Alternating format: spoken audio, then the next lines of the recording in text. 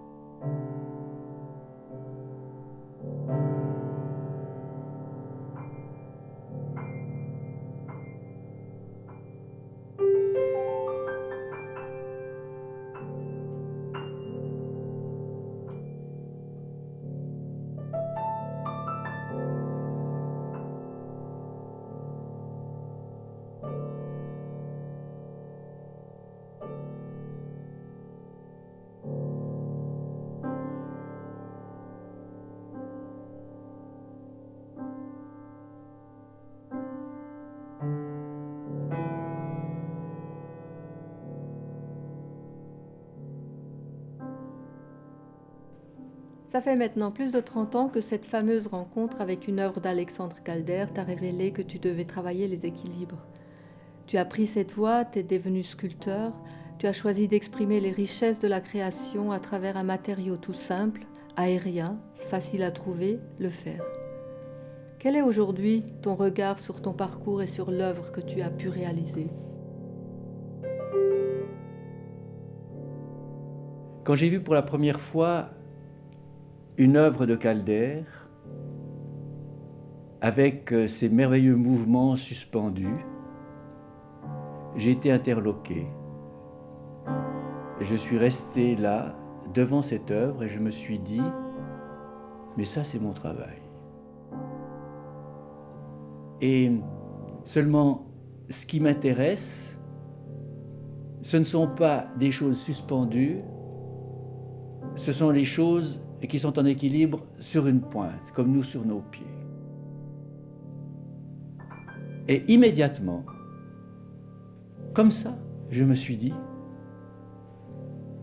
c'est la continuité de mon travail de pasteur en n'étant plus pasteur.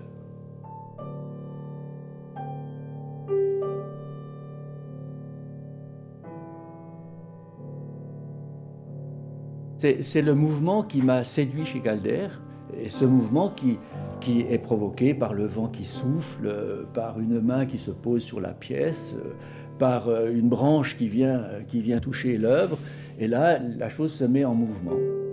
Et donc, toutes les pièces que j'ai faites depuis le début de mon travail de sculpteur sont des pièces qui tiennent uniquement en équilibre sur une pointe. Et je suis rentré chez moi, et j'ai fait ma première pièce. C'était une très grande pièce avec une pointe qui reposait sur le mât et des fers qui partaient dans tous les sens. Et ça bougeait dans l'eau.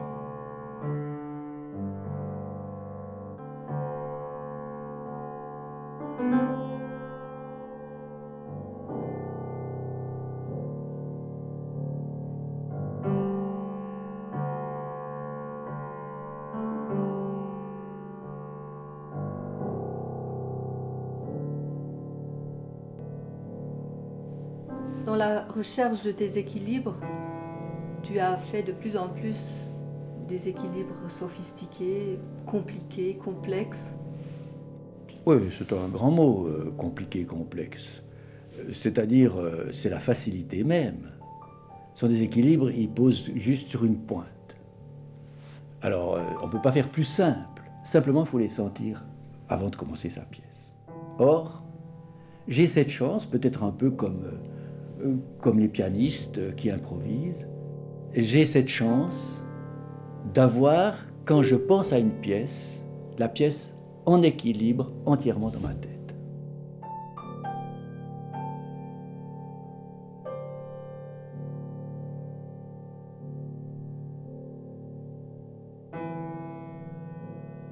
C'est très simple le procédé. Simplement, ce qu'il faut, c'est pas, il faut dépasser le procédé. Il faut que la pièce dise quelque chose. Il faut que la sculpture dise quelque chose.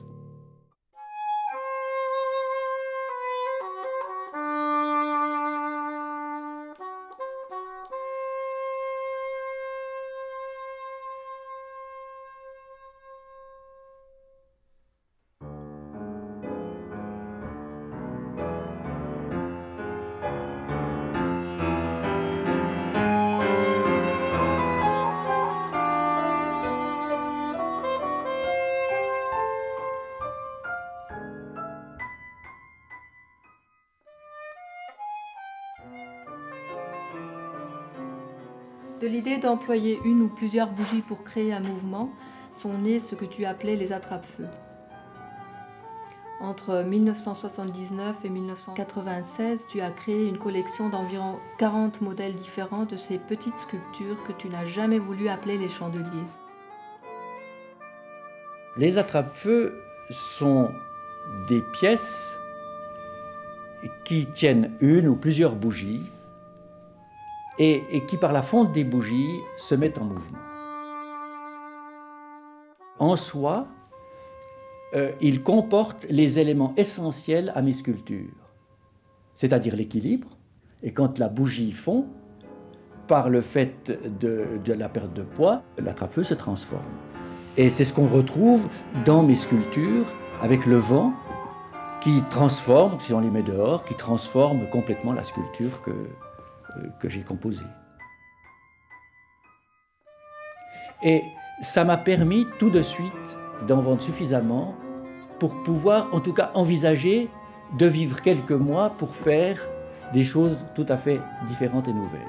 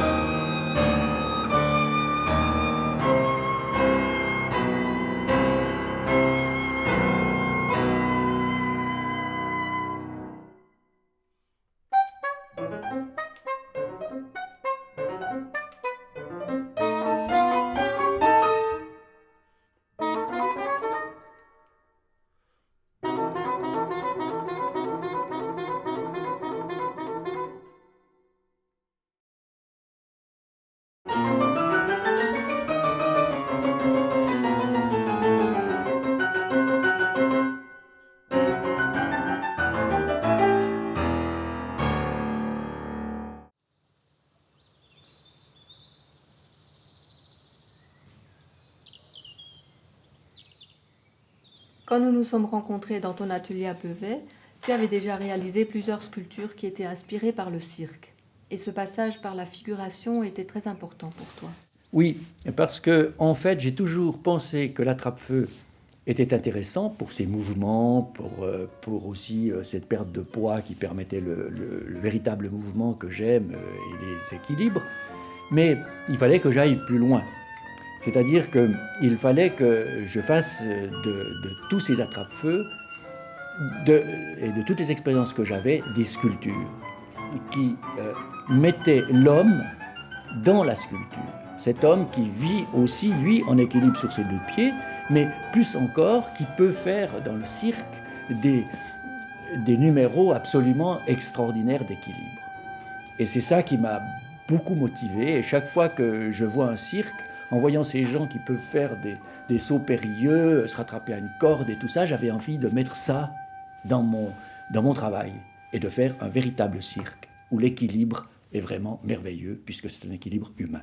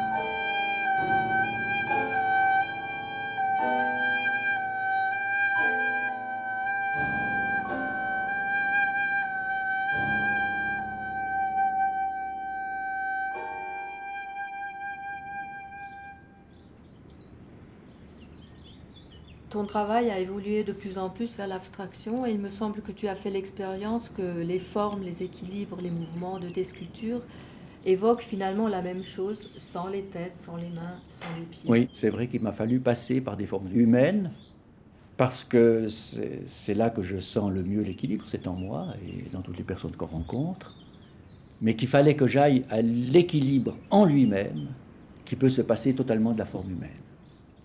Ça veut dire que les pièces que je fais et que je faisais, en elles-mêmes contiennent l'équilibre et en même temps ce que je veux dire de l'homme.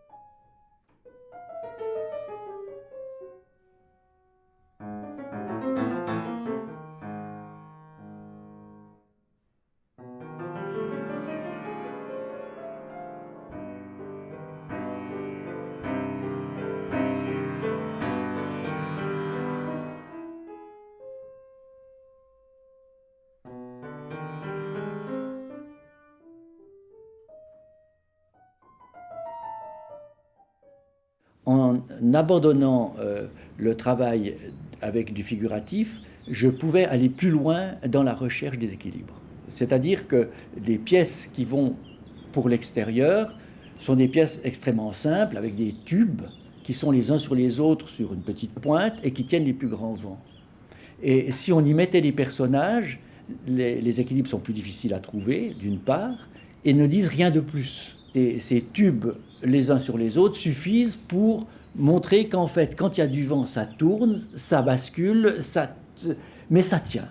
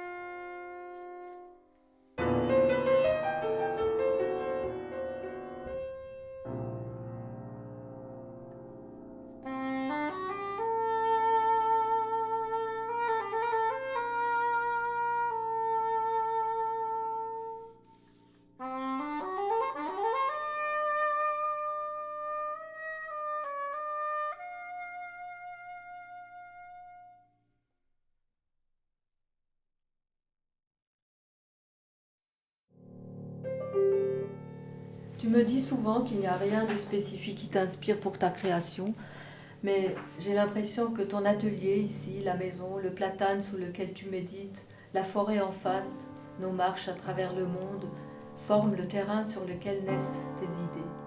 Oui, alors ça c'est évident, et surtout notre amour.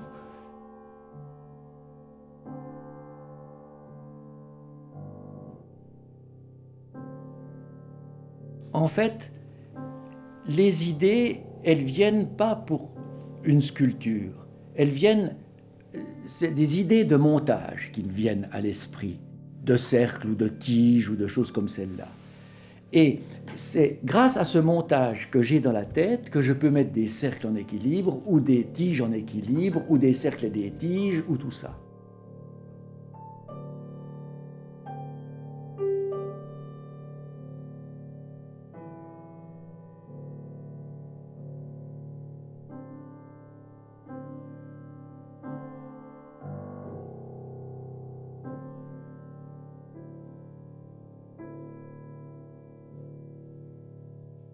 Je remarque que très souvent, tu vas vraiment jusqu'au bout d'une Oui, idée. alors ça j'aime aller jusqu'au bout parce que j'ai pas envie de perdre l'occasion de faire avec les idées que j'ai, ou du moins le mécanisme que je mets en route, de louper la sculpture qui serait extraordinaire.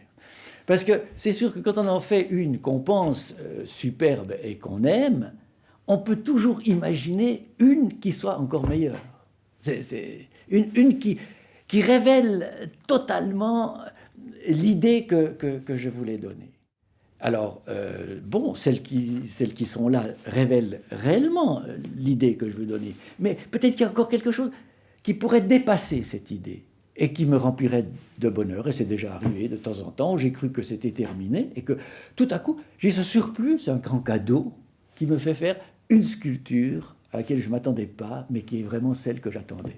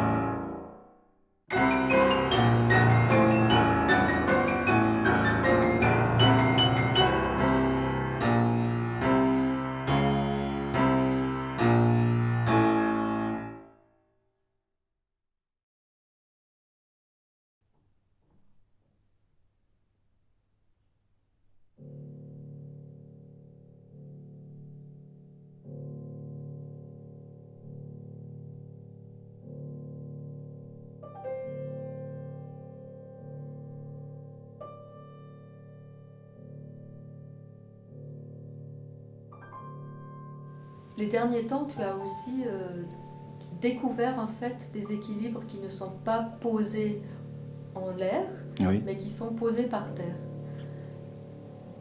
C'est une nouvelle découverte, une nouvelle recherche pour toi.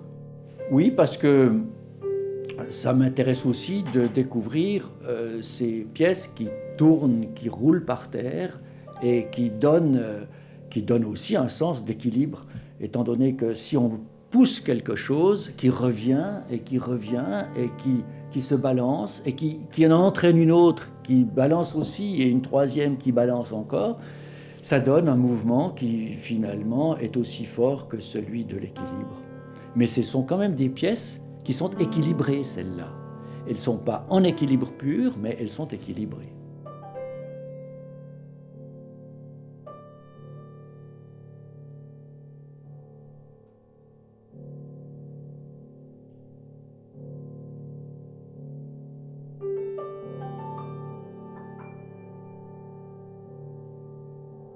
Est-ce que derrière le travail que tu fais, il y a une sorte de philosophie? Là, c'est un grand mot de dire si j'ai une philosophie ou non. Mais en tout cas, j'ai quelque chose à dire. Et donc,